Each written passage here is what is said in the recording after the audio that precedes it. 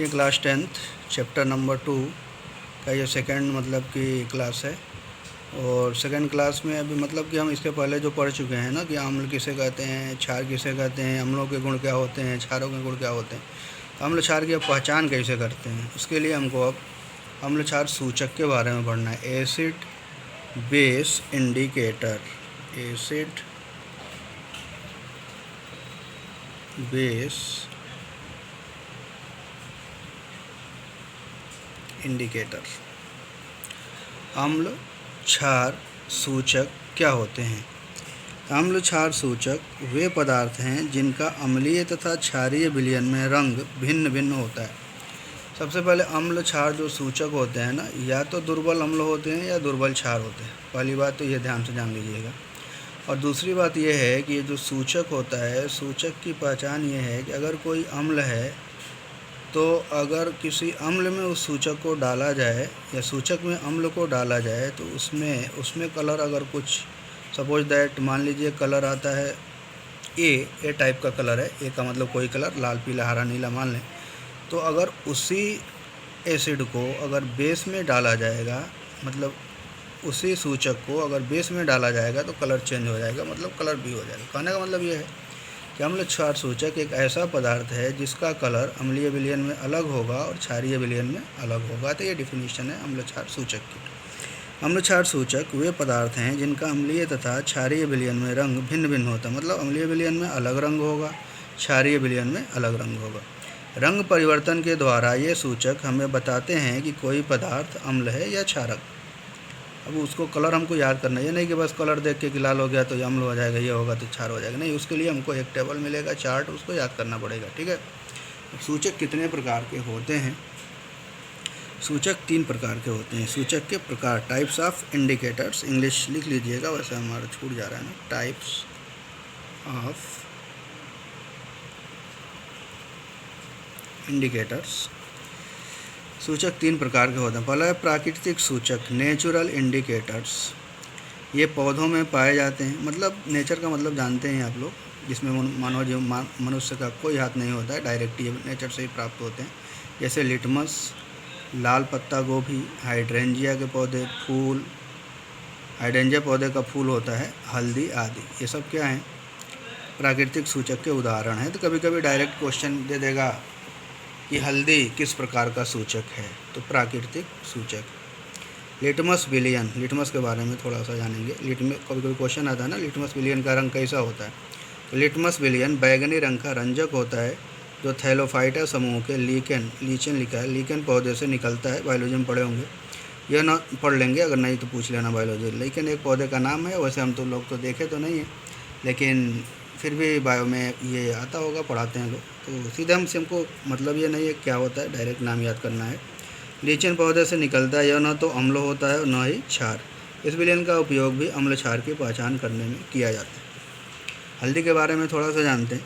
हल्दी भी एक प्राकृतिक सूचक है। जब श्वेत कपड़े पर लगे सब्जी के धब्बे क्षारीय प्रकृति के साबुन से साफ़ किए जाते हैं, तब उस धब्बे का रंग भूरा लाल हो जाता है। देखे होंगे, ये दैनिक जीवन की बात है। नहीं देखे होंगे तो सब्जी गिरा के कपड़े पर सफ़ेद देख लीजिएगा, ले जाकर धुल के, तथा अत्यधिक जल से धोने के बाद वह फिर पीले रंग का हो जाता है और वे साफ़ नहीं होते हैं क्योंकि वे धब्बे क्षारीय प्रकृति के हैं। अतः उनके प्रभाव को समाप्त करने के लिए धब्बे पर अम्ल रगड़ते हैं, जिससे वे आसानी से साफ़ हो जाते हैं, क्योंकि अम्ल तथा क्षार एक दूसरे के प्रभाव को समाप्त कर देते हैं। क्लियर? हल्दी के बारे में। दूसरा होता है कृत्रिम या संश्लेषित सूचक। वे रासायनिक पदार्थ होते हैं, केमिकल होते हैं, मानव निर्मित होते हैं। जैसे मेथिल ऑरेंज, याद रखिएगा, मेथिल ऑरेंज, फिनाफ्थेलिन। हमारे सिलेबस में बस 3 ही इंडिकेटर, एक लिटमस पेपर है, लिटमस विलयन या लिटमस पेपर, दूसरा हमारा है मेथिल ऑरेंज, और तीसरा है फिनाफ्थेलिन। इसी से क्वेश्चन बनेगा, याद रखिएगा। और तीसरा है गंधीय सूचक। नाम से ही पता चलता है गंध, मतलब अम्ल में उसका स्मेल कुछ और होगा और क्षार में स्मेल कुछ और होगा। ऐसे सूचक जिनकी गंध अम्लीय या क्षारीय माध्यम में भिन्न भिन्न होती है गंधीय सूचक कहलाते हैं, जैसे प्याज, लौंग का तेल, वैनिला आदि। ठीक है, तो अब हमको याद होना चाहिए एक चीज़ ये कि प्राकृतिक सूचक में कौन कौन आते हैं, संश्लेषित सूचक में कौन कौन आते हैं, और गंधीय सूचक कौन कौन से हैं। डायरेक्ट क्वेश्चन पूछ सकता है कि प्याज किस प्रकार का सूचक है, तो गंधीय सूचक है। ठीक है। फिनाफ्थलीन इंडिकेटर किस प्रकार का सूचक है, कृत्रिम सूचक है। हल्दी किस प्रकार का सूचक है, या लिटमस विलियन किस प्रकार का सूचक है, तो हमको याद होना चाहिए कि प्राकृतिक सूचक है।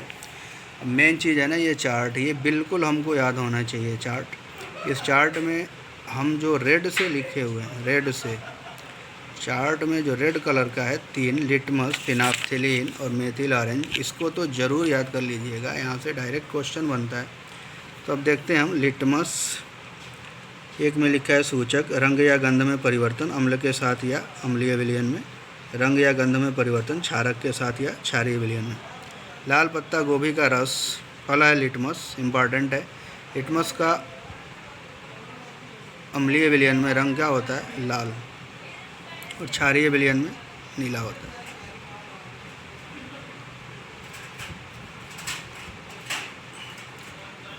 अम्ल नीले लिटमस को क्या करता है, लाल कर देता है। ये याद रखिएगा, बहुत इम्पॉर्टेंट है। अम्ल लिटमस अम्लीय विलयन में लाल, क्षारीय विलयन में नीला। हल्दी अम्लीय विलयन में कोई कलर नहीं, क्षारीय विलयन में लाल हो जाता है।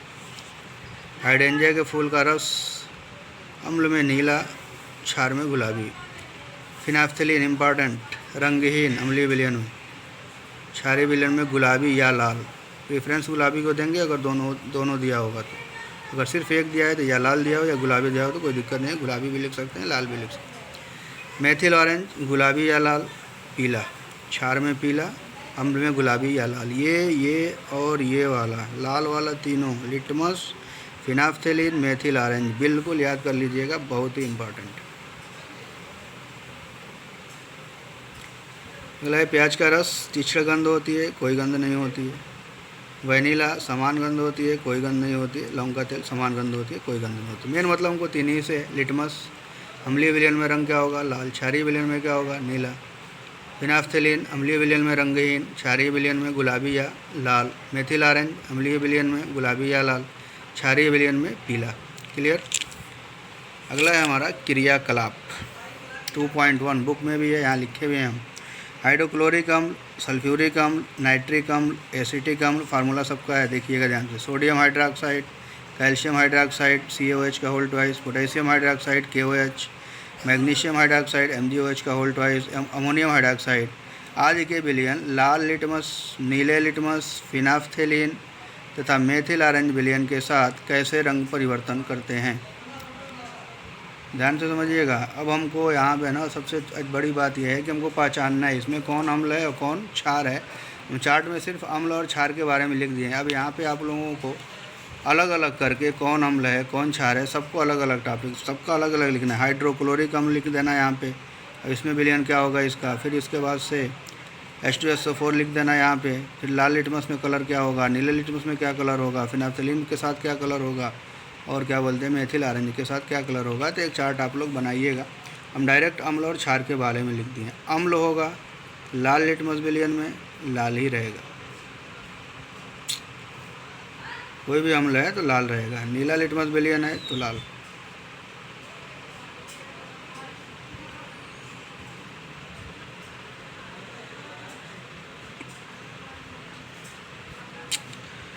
लाल लिटमस विलयन अम्ल में तो लाल ही होगा, नीला होगा तो लाल हो जाएगा। फिनाफ्थलीन रंगहीन, मेथिल ऑरेंज होगा लाल या गुलाबी। अगर क्षार है तो लाल लिटमस में नीला हो जाएगा, नीला लिटमस में नहीं, कोई चेंज नहीं होगा तो नीला ही रहेगा। फिनाफ्थलीन लाल या गुलाबी हो जाता है, ये पीला हो जाता है। इसी के बेस पे आपको बनाना, जैसे हम मतलब एक समझा दे रहे हैं यहीं पे लिख करके। मान लीजिए हमारा H2SO4 है, ठीक है, तो H2SO4 पहचानते हैं अम्ल है। क्लियर। तो अम्ल है, तो अब लाल लिटमस पेपर में तो अम्ल वाला सब उतार लेंगे। ये लाल लिटमस पेपर में, लाल लिटमस विलयन में कलर क्या होगा, अम्ल है तो कोई चेंज नहीं होगा तो लाल ही रह जाएगा। अगर नीला है तो नीले को लाल कर देता है अम्ल, तो ये भी लाल हो गया। ये क्या होता है, रंगहीन होता है। उसी तरह इसमें क्या हो जाता है, लाल या गुलाबी हो जाएगा। समझ में आया कुछ H2SO4 के बारे में। इसी तरह अगर मान लीजिए कोई बेस है NaOH की अगर हम बात कर लें तो NaOH क्षार है, NaOH का क्षार है, तो अगर लिटमस लाल है, क्षार क्या करता है, लाल लिटमस को नीला कर देता है, नीला होगा। तो नीले लिटमस को क्या कर लाल कर देगा? नहीं, नीले लिटमस को नीला ही रखेगा। लाल या गुलाबी हो जाता है अम्लीय विलयन में क्षार का कलर, लाल या गुलाबी। और ये क्या हो जाता है? क्षारीय विलयन में पीला, मेथिल ऑरेंज में पीला हो जाता है। ठीक है, इसी के हिसाब से आप लोग चार्ट प्रिपेयर कर लीजिएगा अच्छे से, और बना करके एक बार ज़रूर व्हाट्सएप करके दिखा दीजिएगा सही है कि गलत। जो गलत होगा उसको हम सही करके फिर बता देंगे, सही कर लीजिएगा कापी में। ठीक है, एक बार रफ पे बना करके और उसको व्हाट्सएप करके खींच के फ़ोटो भेज दीजिएगा क्या सही है क्या गलत है। अगर सही होगा तो ठीक है, नहीं होगा तो उसको सही करके फिर उसके बाद फेयर करिएगा। ठीक है,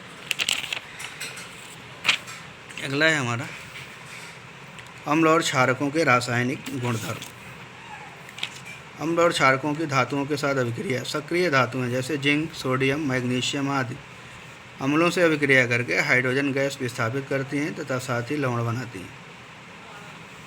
धातु अम्ल के साथ अभिक्रिया करेगा तो संगत लवण बनेगा, मतलब जो धातु होगा उसी का लवण बनेगा और हाइड्रोजन गैस निकलेगी।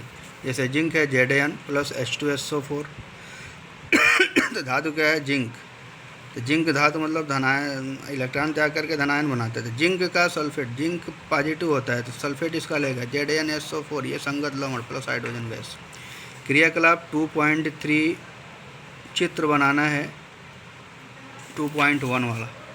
क्रियाकलाप 2.3 लिखना है बुक से और चित्र बना लेना है 2.1 का और उसको लिख लेना है अपने लैंग्वेज में। ये नहीं कि ऑर्डर नहीं करना है, अपना लैंग्वेज क्लियर करके लिखना है।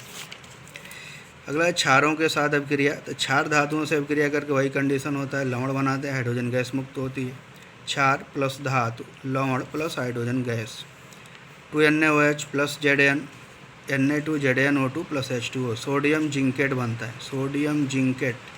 यह अभिक्रिया सभी धातुओं के साथ संभव नहीं है, कुछ धातुएं ये रिएक्शन देते हैं।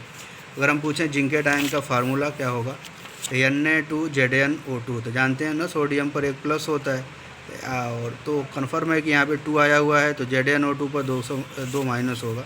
अगर जिंकेट आयन के फार्मूले की बात करें तो ये हो जाएगा ZnO2 पर 2 माइनस। इसी को क्या बोलेंगे?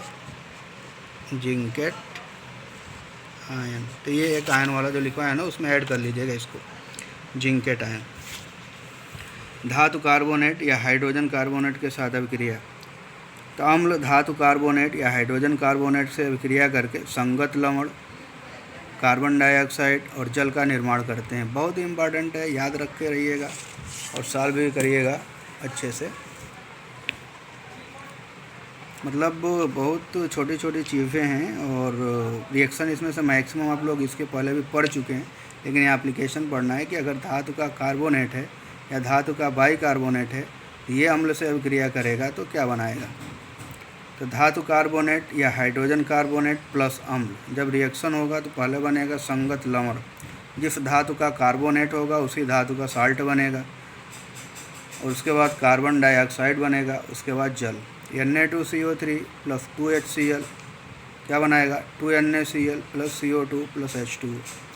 इसी तरह NaHCO3 plus HCl, NaCl plus CO2 plus H2O बनेगा। ठीक है, अब अगला है, इसको आप कमेंट में करके सॉल्व करके बताइएगा।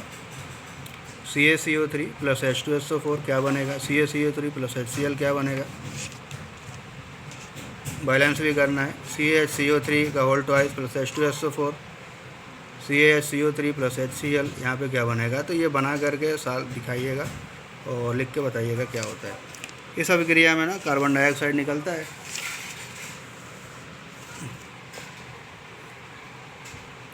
इस अभिक्रिया में उत्पन्न कार्बन डाइऑक्साइड को चूने के पानी में प्रवाहित करने पर कैल्शियम कार्बोनेट बनने के कारण चूने का पानी दूधिया हो जाता है। ये तो रिएक्शन बड़े है ना कि चूने के पानी में कार्बन डाइऑक्साइड गैस प्रवाहित करने पर चूने का पानी दूधिया हो जाता है। CaOH का whole twice plus CO2 CaCO3 plus H2O होता है।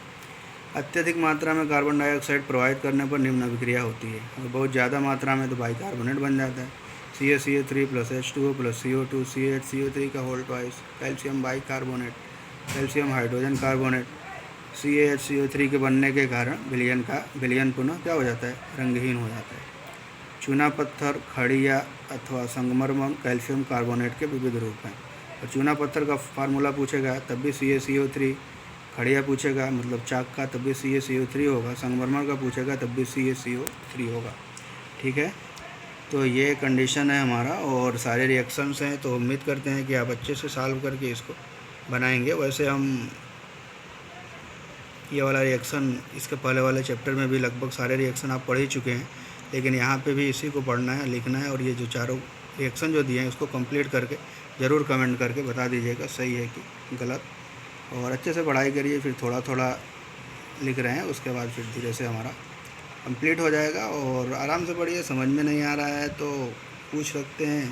थोड़ा एक बार दो बार वीडियो को बार बार देख के रोक के नोट्स बना करके लिखिए। लिखेंगे धीरे धीरे समझ में आएगा, नहीं आएगा तो फिर उसके बाद कमेंट करके पूछिए। पूरा ध्यान लगाइए पढ़ाई पे, इसलिए कि हाई स्कूल में अब काफ़ी मतलब कि रिस्पॉन्सिबिलिटी, हमारी जिम्मेदारी बढ़ गई है, इसलिए कि बहुत ही हाई मेरिट जा रहा है। और अगर चाहते हैं कि बहुत ज़्यादा मतलब कि हम टॉप करें और हमारे अच्छे नंबर आएँ, ज़िले में आएँ, तो कम से कम 90+ नंबर हमारा आना चाहिए। और 90+ लाने के लिए हमारा 100% तैयारी होनी चाहिए। Thank you.